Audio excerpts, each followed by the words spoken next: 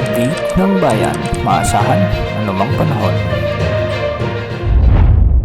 Magandang araw po sa ating lahat. Narito ng pinakauling update sa magiging lagay ng ating panahon sa araw na ito at sa mga susunod pang mga araw. Sa kasalukuyan ay umiiral ang easterlies o ang mainit at mahalumigmig na hangin nagmumula sa karagatang Pasipiko at patuloy itong makakaapekto sa malaking bahagi ng Pilipinas lalo na sa may Southern Luzon, Visayas at Mindanao. Dahil sa sistemang ito o weather system na ito, nagkakaroon ng pag-iipon ng moisture sa himpapawid na nagreresulta sa malinsamang panahon lalo na sa umaga at tanghali kasunod ng mga pagbuo ng mga kaulapan pagsapit ng hapon hanggang gabi. Ang kondisyong ito ang nagiging sanhi ng mga biglang pag-ulan na kadalasang may kasamang pagkulog at pagkidlat lalo na sa hapon at gabi.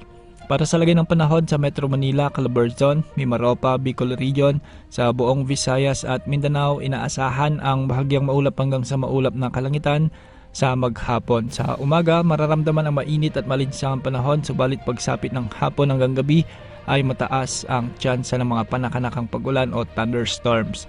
Ang mga pag-ulang ito ay maaring panandalian, ngunit kung minsan ay nagiging malakas sa maikling panahon. Dahil dito, pinapayuhan ang publiko na maging mapagmatsyag sa posibilidad ng mga biglang pagbaha o pagguho ng lupa, lalo na sa mga urban areas na may mahinang drainage system.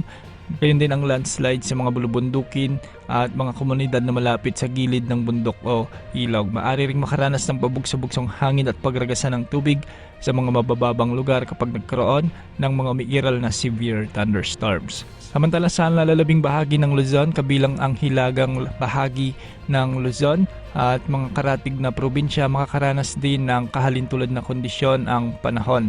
Ang kalangitan ay magiging bahagyang maulap hanggang sa maulap na may mga posibilidad ng mga kalat-kalat na pag-ulan o thunderstorms. Ang mga ito ay pangunahing dulot ng mga localized thunderstorms na karaniwang nabubuo dahil sa matinding init sa maghapon na nagiging sanhi ng mas mabilis na pag-akyat na mainit na hangin at pagbuo ng cumulonimbus cloud. Bagamat kadalasan ay panandalian lamang ang mga pag-ulan, maaari pa rin itong maging malakas at magdulot ng parehong pangadib tulad ng pagbaha at pagguho ng lupa.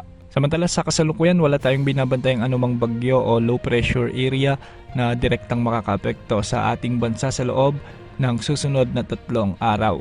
Gayunpaman, mahalagang bigyang pansin ang mga long-range forecast models gaya ng GFS at ang Tropical Cyclone Threat Potential Forecast ng Pag-asa. Ayon sa mga paunang pagsusuri, may nakikitang posibilidad ng pagbuo ng isang sama ng panahon sa loob o malapit sa Philippine Area of Responsibility sa pagitan ng Abril 27 hanggang ika-unang araw ng Mayo ngayong taon. May indikasyon din na sakaling ito ay mabuo, maaari itong lumapit o makaapekto sa silangang bahagi ng Luzon, bagamat nananatiling hindi pa tiyak ang eksaktong lokasyon, lakas at galaw nito. Ang susunod na pangalan ng bagyo sa listahan ng Pag-asa ay Bagyong Kaloy. Patuloy natin itong i-monitor dahil maaari pang magbago ang sitwasyon sa mga susunod na araw. Sa kabuuan, asahan ang mainit at malinsamang panahon lalo na sa umaga at tanghali, at sa hapon o gabi, posible pa rin ng mga localized thunderstorms. Pinapayo ng lahat na magdala ng payong o rain gear, umiwas sa matataas na lugar kapag may pagkulog at pagkidlat, at manatiling updated sa mga opisyal na anunsyo ng Pag-asa. Ugaliin din uminom ng sapat na tubig upang maiwasan ang dehydration dulot ng init ng panahon.